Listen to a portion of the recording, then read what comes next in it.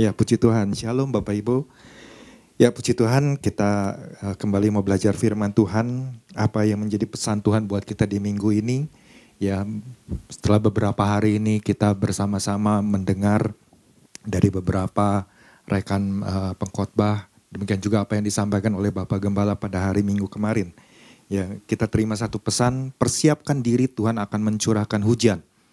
Ya, kalau kita mungkin dengar kata hujan, wah, biasanya kan kalau orang mungkin dengan kata hujan, wih kita diberkati loh ya. Atau ada juga kan sebaliknya kalau misalnya hujan, wah ada yang mungkin mengalami banjir dan lain sebagainya ya.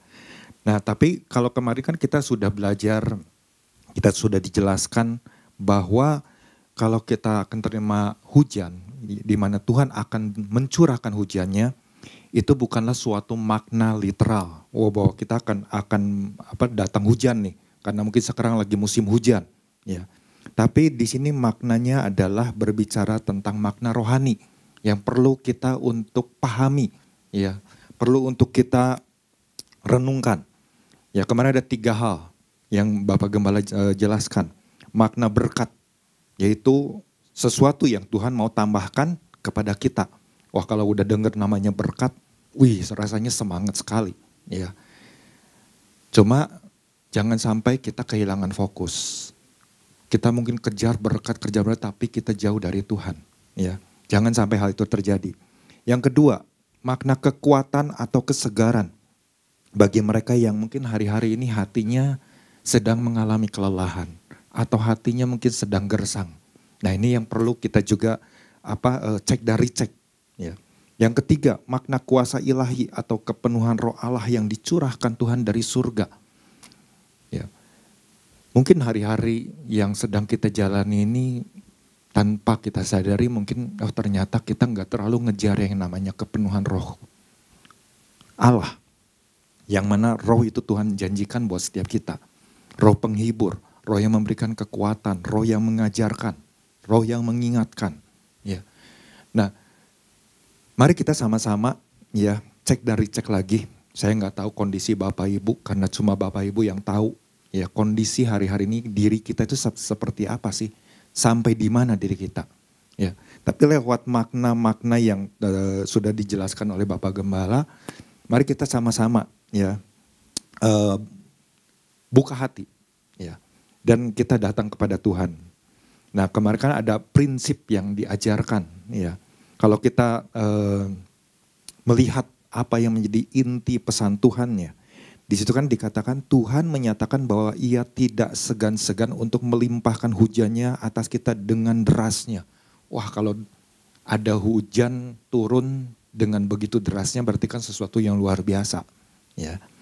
Dan kita juga ingat bahwa hujan itu adalah hak prerogatifnya Tuhan. Ya. Artinya apa? Artinya bahwa Tuhan mencurahkan kapan aja ya ia mau. Ketika Tuhan berkata bahwa ia akan mencurahkan hujan bagi kita, artinya ia bisa mencurahkan kapan aja yang dia kehendaki. Nah makanya di sini kan yang kemarin sudah diingat, kita harus lakukan yang namanya persiapan. Ya. Ada 2 hal yang kemarin Bapak Gembala sudah sampaikan termasuk apa yang ditambahkan oleh rekan-rekannya. Nah ini kita perlu untuk renungkan ya. Kalau mungkin kita nggak ngerti apa yang disampaikan, dengar kembali. Ya. Dengar kembali pesan Tuhan, coba kita renungkan, kita selidiki, ya kita observasi, ya kita mau belajar, ya. Nah di sini dikatakan lakukan tindakan yang menyatakan bahwa kita siap untuk menerima curahan hujannya. Kemudian yang kedua lakukan tindakan yang membuat uap air naik dan berkumpul menjadi awan yang padat. Kemudian turunlah hujan. Apa yang dimaksud oleh 2 poin ini? Bapak Ibu nanti silakan ya dengar di YouTube atau di aplikasi RDMB. Nah pagi hari ini saya nggak panjang lebarkan apa yang bisa saya sharingkan buat Bapak Ibu, apa yang saya dapat, apa yang saya renungkan ya semalam waktu mempersiapkan ini, bahwa apa yang kita lakukan ya lakukan persiapan di mana mata kita siap untuk fokus ya kepada arahannya Tuhan. Kalau Tuhan ingatkan persiapkan diri, ya Tuhan akan mencurahkan hujan. Mata kita nih lagi fokusnya kemana hari-hari ini. Nah kita harus mulai, kalau mungkin kita udah melenceng, berarti kita harus mulai fokus kembali kepada Tuhan. Rancangannya Tuhan, tujuannya Tuhan. Ya. Kalau kita lihat di dalam Yesaya pasal yang ke-30, kalau yang mendasari pesan Tuhan ini kan diambil dari Yesaya pasal yang ke-30 ayat yang ke-23. Ya. Di situ kan dikatakan lalu Tuhan akan memberi hujan bagi benih yang baru kamu taburkan di ladangmu. Dan dari hasil tanah itu kamu akan makan roti yang lezat dan berlimpah-limpah. Pada waktu itu ternakmu akan makan rumput di padang yang rumput yang luas. Ya. Namun kalau kita mundur ya beberapa ayat ya yang berkaitan dengan poin yang saya sampaikan tadi, kita lihat di ayat yang ke-20. Di situ dikatakan, dan walaupun Tuhan memberi kamu roti dan air serba sedikit, namun pengajarmu tidak akan menyembunyikan diri lagi.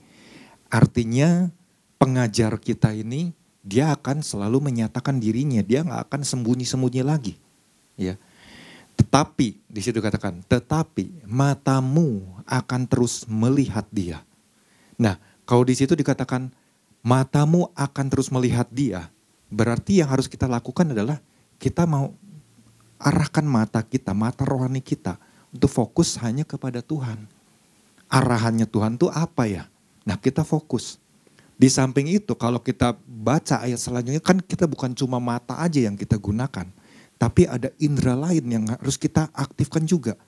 Ayat yang ke-21, dan telingamu. Jadi ada mata dan ada telinga yang harus kita terus arahkan kepada Tuhan. Waktu kita mungkin mulai mengarahkan mata, cari Tuhan. Ya, sampai kita merasakan ada kehadiran Tuhan. Dan itu kan kita harus lakukan terus menerus, hari lepas hari yang harus kita bangun. Ya. Tujuannya adalah apa? Karena kan kita tahu siapa yang dimaksud dia di sini. Ya, di ayat yang ke-20 tadi. Itu kan jelas, tetapi matamu akan terus melihat dia. Siapa dia di sini? Tentu sang pengajar. Ya, sang pengajar yang kemarin kita sudah dijelaskan oleh Pak Ishak. Di situ pengajar ini adalah Yarah. Artinya pribadi Tuhan yang memberikan instruksi, memberikan tuntunan arahan agar kita berjalan mengikuti arahannya. Nah, berarti kan kita harus memfokuskan mata kita kepada pribadi Tuhan. Ya. Nah, di sini kata melihat. Ya. Kata melihat ini kan dalam bahasa aslinya ra'ah. Ya. Ini punya makna bahwa kita tuh terus menatap. Ya. Menatap. Kemudian kita mencoba untuk merasakan akan pribadi Tuhan yang walaupun kita enggak bisa melihat secara nyata, tapi kita bisa mencoba untuk merasakan kehadiran Tuhan. Kemudian juga apa? Kita mulai mempelajari. Makna lainnya kita mengamati. Ya. Kita memperhatikan.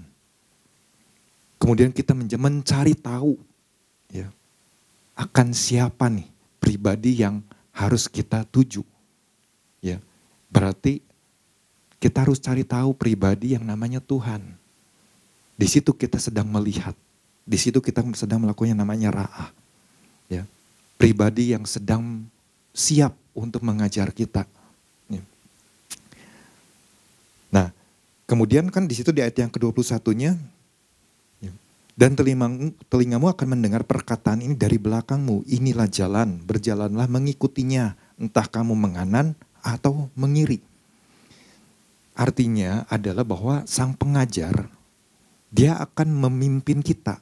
Dia akan menuntun kita. Ya. Dia akan membawa ya diri kita.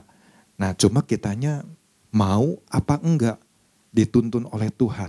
Dibawa digiring oleh Tuhan. Ya. Karena kalau Tuhan membawa kita, pasti ke jalan yang baik, bahkan yang terbaik. Ya. Nah, kalau kita sadar akan hal ini, berarti wah Tuhan ini luar biasa. Ya. Kita ingat bagaimana seorang yang namanya Ishak belajar untuk melakukan apa yang Tuhan katakan. Jadi Ishak berusaha untuk fokus kepada arahannya Tuhan. Kalau kita lihat di dalam Kejadian pasal yang ke-26 ya. Itu kan bagaimana ketika itu kan terjadi kelaparan. Ya, kelaparan ketika Ishak ada di negeri orang Filistin. Ya. Di situ timbul kelaparan, ya bukan kelaparan yang pertama tapi udah kesekian kalinya terjadi, ya sejak dari zaman Abraham. Nah kemudian di situ katakan sebab itu Ishak pergi ke Gerar kepada Abimelekh raja orang Filistin. Nah ayat kedua, lalu Tuhan menampakkan diri kepadanya serta berfirman, janganlah pergi ke Mesir, karena di situ Ishak berpikir saya mau pergi ke Mesir. Ya. Janganlah pergi ke Mesir, diamlah di negeri yang akan kukatakan kepadamu. Terus di situ ada tuntunan Tuhan, tinggallah di negeri ini sebagai orang asing. Dan apa yang Ishak lakukan? Ya kita tahu kisahnya, Ishak pun yang menabur. Sampai kemudian bagaimana ketika dia membutuhkan air, dia menggali sumur-sumur yang pernah digali oleh Abraham. Dan waktu dia gali, keluar airnya berbuah-buah. Tapi kemudian orang-orang yang ada di sana melihat, sumur yang udah tertutup mungkin sekarang digali oleh Ishak, kok bisa keluar seperti itu? Wah, jadi rebutan, bertengkar. Ya. Kemudian kan bagaimana kita tahu kisahnya. Ishak meninggalkan sumur yang digali, ya dinamakan Esek, kemudian selanjutnya juga terjadi lagi sehingga dinamakan Sitna, kemudian Rehobot, ya sampai akhirnya ada di Syeba. Nah, di situ kan bagaimana selama itu kalau saya bayangkan menggali sumur di daerah yang berbatu-batu seperti itu nggak mudah dilakukan. Zaman dulu kan mungkin nggak ada alat yang mungkin secanggih sekarang, ya. Pastinya kan butuh waktu yang cukup lama untuk mendapatkan air. Entah berapa dalamnya. Ya. Karena kan di daerah sana itu begitu sulit ya untuk mendapatkan hujan. Ya kan kemarin kita sudah dijelaskan 1 tahun cuma 2 kali. Ya. Nah di sini kita bisa lihat bahwa seorang Ishak ini dia tetap fokus kepada apa yang lagi Tuhan arahkan. Ketika Tuhan arahkan kamu tinggal di sini sebagai orang asing. Ya udah dia lakukan itu. Dia tetap fokus. Sampai kalau kita baca di ayat sampai ke 28 artinya kan pasti ada satu rentan waktu yang cukup panjang. Ya. Nah ayat yang ke-24. Jadi sekian lama Tuhan enggak mengarahkan lagi, tapi dari apa yang Tuhan katakan di awal, Ishak berusaha untuk fokus. Ya. Dia fokus mengikuti arahannya Tuhan. Dia fokus dengan apa yang mungkin terjadi di hadapan dia. Dia lakukan bagiannya. Sampai kemudian di ayat yang ke-24. Lalu pada malam itu Tuhan menampakkan diri. Jadi waktu itu Ishak dia di situ pergi ke Beersheba, ya Beersheba. Kemudian Tuhan menampakkan diri kepadanya serta berfirman, "Akulah Allah ayahmu Abraham, janganlah takut sebab aku menyertai engkau, aku akan memberkati engkau dan membuat banyak keturunanmu karena Abraham hambaku itu." Nah di sini kan bagaimana kita bisa melihat satu sisi prinsip yang kita bersama-sama belajar, ternyata fokus sama Tuhan itu pasti nggak akan salah. Tuhan pasti akan menyertai. Bahkan kalau seorang Ishak oleh mengalami berkat Tuhan yang begitu luar biasa. Ya. Dan orang-orang bisa melihat penyertaan Tuhan di dalam kehidupan Ishak. Itu kan dahsyat sekali. Nah ini juga yang mau kita belajar sama-sama. Ya, mengikuti apa yang menjadi tuntunannya Tuhan. Nah, buat mengikuti arahannya Tuhan, apa sih yang bisa kita lakukan? Ya, apa yang harus kita lakukan? Tentu kalau kita melihat, ya, kalau kita kembali ke Yesaya pasal yang ke-30, di ayat yang ke-22-nya. Di situ dikatakan, engkau akan menganggap najis patung-patungmu yang disalut dengan perak atau yang dilapisi dengan emas. Engkau akan membuangnya seperti kain cemar sambil berkata kepadanya, keluar. Itu kan bagaimana ketika Tuhan menyampaikan hal tersebut, bagaimana hati ini kan biasanya lebih mengeraskan hati. Aduh sayang nih. Tapi bagaimana di situ katakan engkau akan menganggap najis. Berarti ada hati yang mau dibuka. Untuk apa? Untuk berubah. Ya. Jadi kalau kita mau mengikuti arahan Tuhan, yang pertama adalah kita mau membuka hati untuk dibentuk. Ya. Dibentuk oleh siapa? Ya sang pengajar. Dibentuk, diubahkan cara pandang, cara pikir kita, diarahkan. Ya. Kita siap untuk ditegur, siap untuk dinasehati. Ya. Bahkan mungkin kalau mungkin rasanya nggak enak, mungkin dididik, dihajar, ya diajar sedemikian rupa. kita selalu menjadi orang yang siap. Nah di situ kita lagi belajar nih, mata kita lagi fokus sama Tuhan. Ya. Nggak mudah untuk kadang-kadang, wah ini kan sesuatu yang najis, kadang-kadang kan dianggap sepele.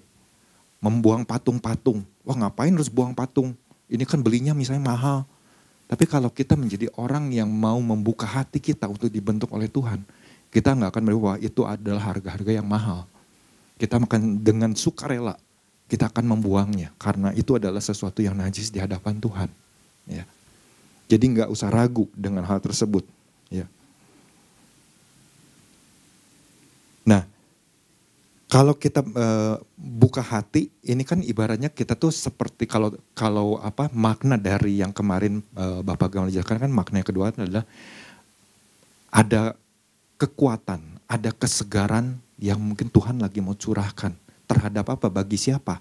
Bagi mereka yang mungkin hatinya lagi mengalami kelelahan atau hatinya gersang. Nah, hati ini kan saya ibaratkan seperti tanah yang gersang, ya. Tanah yang gersang itu kan kalau misalnya mau ditanami sesuatu, berarti kan wah dia harus digemburkan dulu, dia harus dibajak dulu. Bahkan mungkin kalau perlu diusahakan ditambahkan air sedikit supaya bisa dibajak sedemikian rupa. Ya. Sehingga pada saat ayat ke-23 di situ dikatakan lalu ya Tuhan ya akan, nah di situ kan bagaimana kita bisa melihat bahwa ada persiapan sebelum ayat yang ke-23 ini terjadi. Ya, bahwa hati kita harus disiapkan dulu, yaitu apa? Hati yang siap untuk dibentuk. Hati yang siap untuk diubahkan. Ya. Mau nggak kita melakukannya? Kalau kita mau terima yang namanya curahan hujan dari Tuhan, berarti kan pastinya sesuatu yang dahsyat. Tentu kita berkata, ya Tuhan ini waktunya. Kalau mungkin selama ini aku mungkin terlalu egois. Aku terlalu mungkin mengikuti apa yang menjadi keinginanku. Ya datang sama Tuhan. Kita buka hati kita. Ya, ini hidupku, ini hatiku siap untuk dibentuk. Ya. Cuma diri kita sendiri kok yang tahu. Apakah kita saat ini lagi ngalami kelelahan kah? Atau mungkin lagi, aduh rasanya udah ikut Tuhan hari-hari ini kok rasanya gersang ya. Kok rasanya capek ya ikut Tuhan. Nah cuma diri kita sendiri yang tahu. Ya. Makanya mari kita buka hati ya di hadapan Tuhan. Bahkan ya kalau mungkin hati ini rasanya begitu keras. Buat Tuhan bisa ya mengubahkan hati sedemikian keras itu. Tuhan bisa ya untuk mengubahkannya. Sehingga ketika kita menyerahkan hidup kita. Hati yang keras itu bisa menjadi hati yang lembut. Hati yang siap ketika mungkin ada benih-benih yang akan ditabur nanti. Ya. Nah makanya jangan sampai kita menjadi orang yang mengeraskan hati. Ya. Mari kita datang sama Tuhan dan menyerahkan seluruh hidup kita kepada Tuhan. Ya. Dan tentu ketika kita mau dibajak oleh Tuhan. Artinya kan pasti kalau namanya dibajak oleh Tuhan kan jangan berpikir wah pasti yang enak-enak deh. Kita harus siap dengan sesuatu yang gak enak. Seorang Yusuf selama perjalanan dia, ketika dia dari bersama dengan orang tuanya sampai kemudian dia ada di negeri asing, gak punya sanak saudara, itu lagi dibentuk. Ya, dia lagi dibajak hatinya oleh Tuhan. Sampai pada akhirnya bagaimana dia benar-benar selain dia fokus, ya, dia gak mau teralihkan dengan ya salah satunya ketika istri Potifar terus merayu-rayu dia. Ya. Atau mungkin ketika ada juru minum, ya, juru roti yang datang di penjara, kemudian dia mencoba untuk berusaha, dia nggak terdistract dengan hal itu, tapi dia belajar untuk fokus. Kenapa dia harus ada di dalam proses yang pastinya nggak enak, ya, nggak mudah untuk dijalani, tapi dia belajar untuk tetap fokus. Sehingga di situ bagaimana dia bisa menerima ya curahan hujan itu yang pada saatnya Tuhan melakukannya. Ya. Nah itu yang pertama.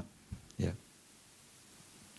Jadi kita harus lakukan persiapan dengan mata yang selalu siap untuk fokus kepada arahannya Tuhan. Yang kedua, kita baca di ayat yang ke-23. Lalu Tuhan akan memberi hujan bagi benih yang baru kamu taburkan di ladangmu. Ya. Dan dari hasil tanah itu kamu akan makan roti yang lezat dan berlimpah-limpah. Pada waktu itu ternakmu akan makan rumput di padang rumput yang luas. Nah kalau kita lihat di sini kan, wah ini hasil akhirnya kan luar biasa. Ya. Hasil akhirnya di situ dikatakan, dan dari hasil tanah itu kamu akan makan roti yang lezat ya, dan berlimpah-limpah. Pada waktu itu ternakmu akan makan rumput di padang rumput yang luas. Namun di sini kita perlu satu persiapan yang harus kita lakukan. Ya, persiapan lain yang kita lakukan. Ketika mungkin tadi kita sudah menyiapkan hati kita yang diibarat seperti tanah. Tapi kita kemudian enggak punya benihnya. Maka hasilnya apa? Ketika mungkin hujan, kita udah siapkan segala sesuatunya, cuma tanah doang yang disiapkan tapi enggak ada benihnya. Apakah kita akan menuai? Roti yang mungkin berlimpah-limpah itu enggak. Berarti ada benih yang harus kita siapkan lagi. Ya, ada benih yang harus kita siapkan. Benih yang seperti apa? Tentu benih yang terbaik. Benih yang bukan seperti yang kita ingini, tapi benih yang Tuhan kehendaki. Nah, di sini kita belajar lagi. Ya. Kita belajar untuk menjadi orang-orang yang punya punya satu rasa haus akan Tuhan. Ya. Rasa lapar akan Tuhan. Ya. Kita jangan melupakan yang satu ini. Saya nggak tahu apa yang mungkin selama ini Bapak Ibu mungkin tabur. Ya, di dalam hari-hari yang Bapak Ibu jalani. Tapi kalau kita diingatkan, persiapkan diri. Berarti ada langkah nih yang harus terus saya jaga. Ada langkah yang harus terus saya pelihara. Ya. Entah itu mungkin berupa iman, entah mungkin ketika itu merupakan janji Tuhan yang lagi kita terus doakan. Ya. Kadang-kadang kan mungkin ketika kita sedang menantikan janji Tuhan di tengah perjalanan, aduh udah capek kayaknya gak pernah terjadi. Ya. Gak pernah terwujud tuh.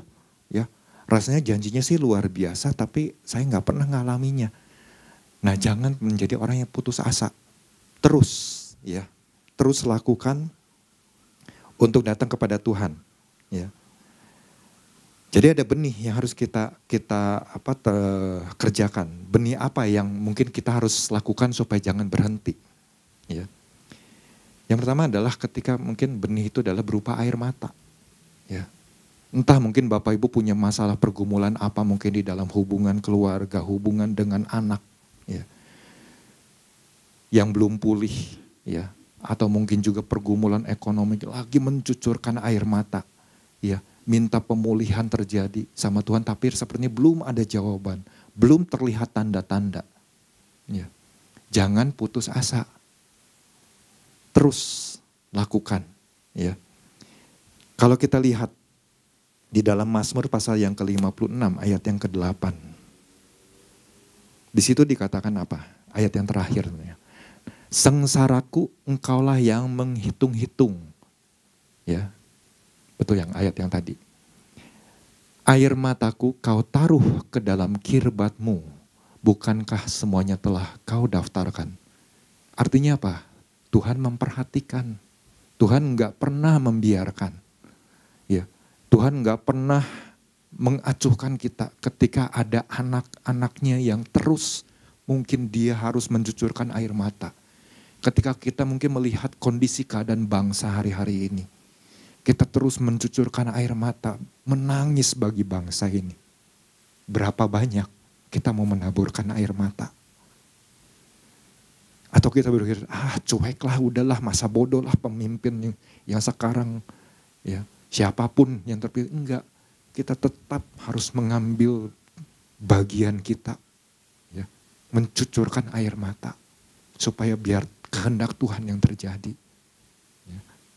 Atau mungkin lagi bergumul dengan pasangan.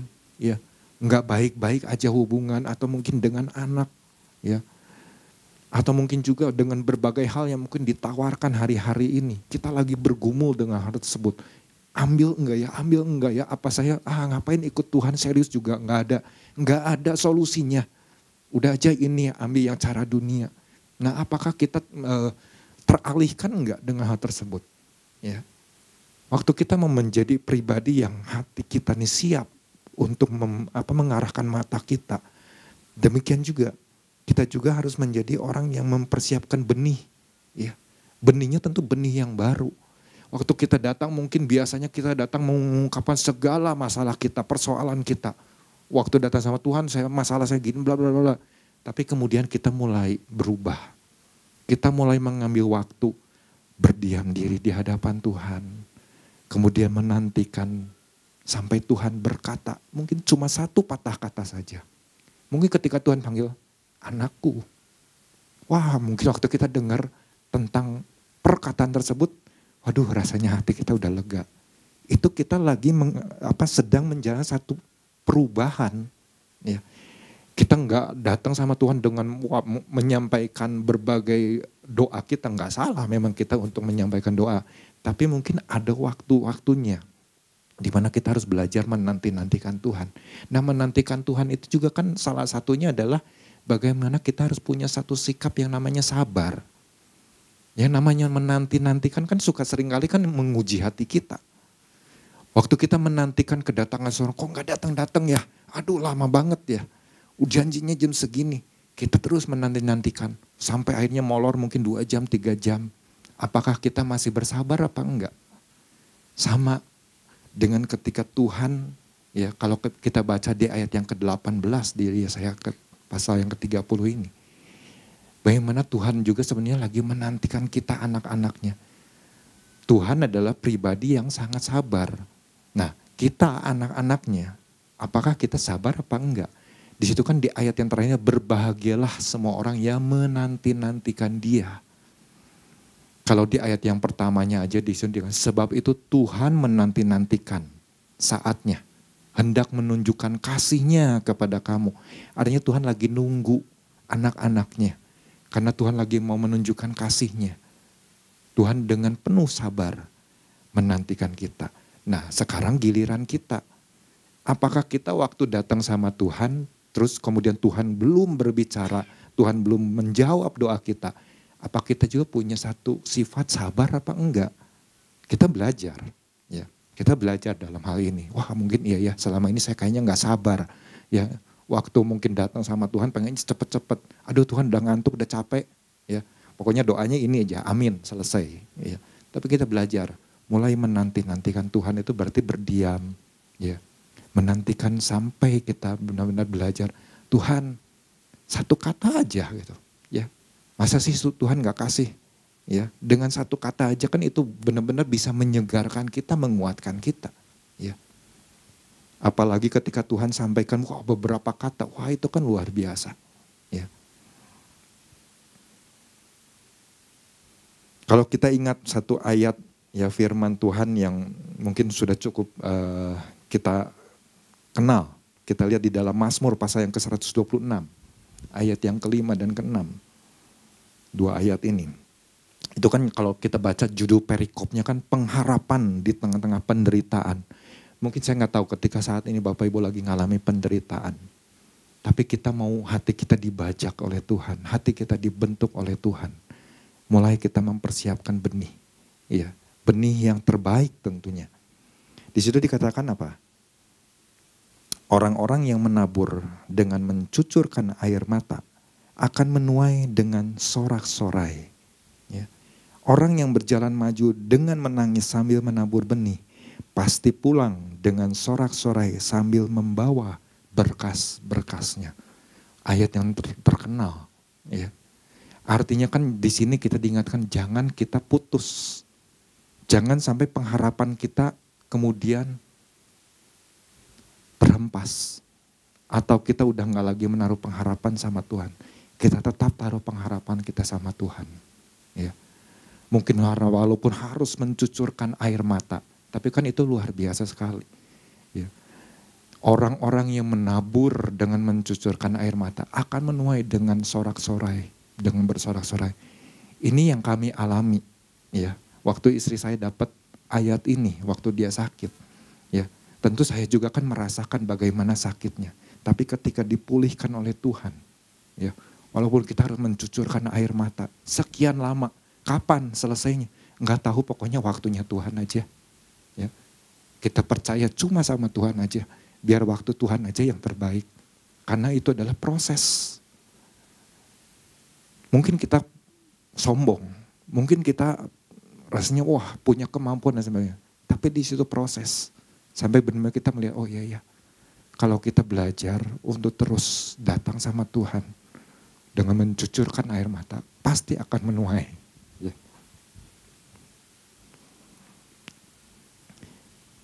Kemudian saya katakan tadi, kita datang, ya tentu datang sama Tuhan itu bukan datang dengan cuma biasa-biasa aja. Kalau kita datang sama Tuhan tuh datang harus dengan rasa yang haus.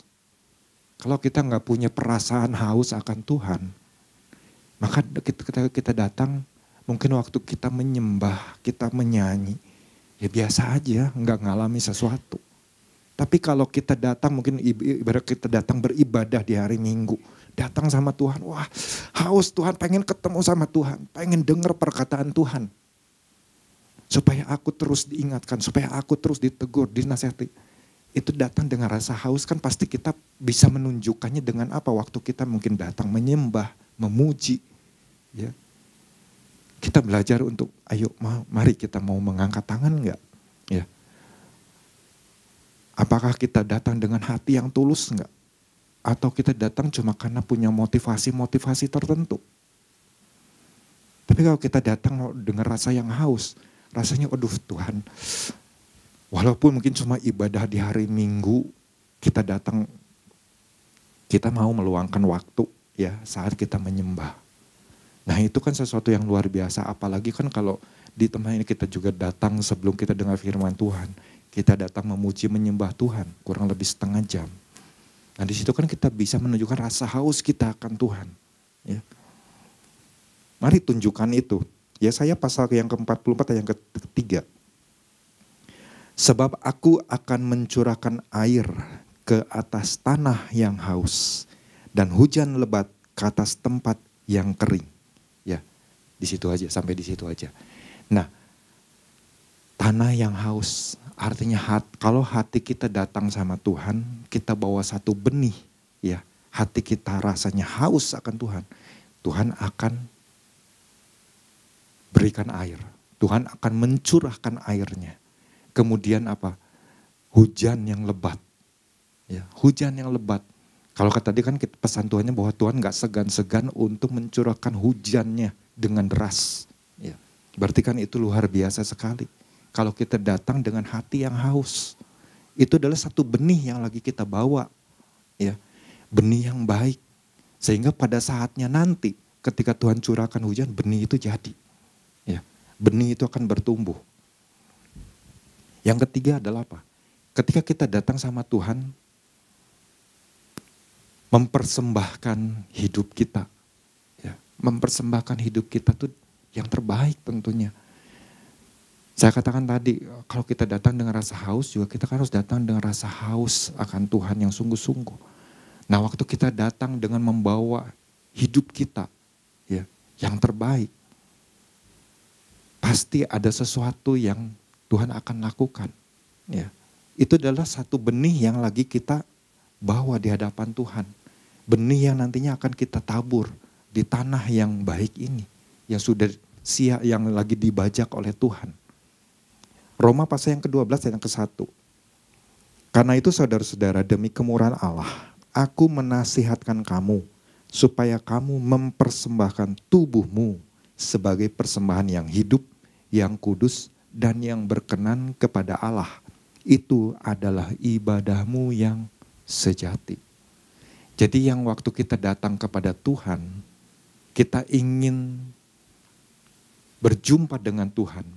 Kita punya satu kerinduan dengan Tuhan. Kita bawa tubuh. Ya, bawa tubuh ini kan kita harus persembahkan sesuatu yang hidup, bukan sesuatu yang mati. Waktu kita bernyanyi juga kan kita melakukan sesuatu yang hidup. Ya, berusaha untuk lakukan itu. Ya, sesuatu yang dikenal berkenan. Berkenan itu kan yang sesuatu yang menyenangkan hati Tuhan. Apalagi di situ kan yang kudus. Berarti kan sesuatu yang suci yang harus kita persembahkan dari tubuh kita ini. Jangan ada kekotoran-kekotoran lagi. Makanya hati kita itu harus terus dibajak oleh Tuhan, dibersihkan. Ya. Nah, itulah yang harus kita lakukan. Ya. Jadi karenanya sebenarnya masih banyak Bapak Ibu kalau kita mau terus belajar ya. Banyak yang bisa kita gali. Tapi beberapa hal itulah yang bisa mungkin memperlengkapi Bapak Ibu di pagi hari ini. Ya, hal-hal yang sebenarnya yang nggak terlalu sulit untuk kita lakukan. Tapi mau nggak kita menjadi orang yang saat ini memfokuskan hati kita, mata kita, ya, kepada arahannya Tuhan. Kemudian di saat itulah kita juga harus persiapkan benih kita, ya, benih yang terbaik supaya ketika dikatakan waktu Tuhan mencurahkan, ya, waktu, ya, Tuhan akan memberi hujan. Di sini kan bagi benih yang baru, berarti kan harus ada benih yang baru yang kita bawa di hadapan. Maka itu akan menjadi sesuatu yang berlimpah, ya, yang bisa kita nikmati di dalam waktunya Tuhan, di dalam kairosnya Tuhan. Tuhan Yesus memberkati.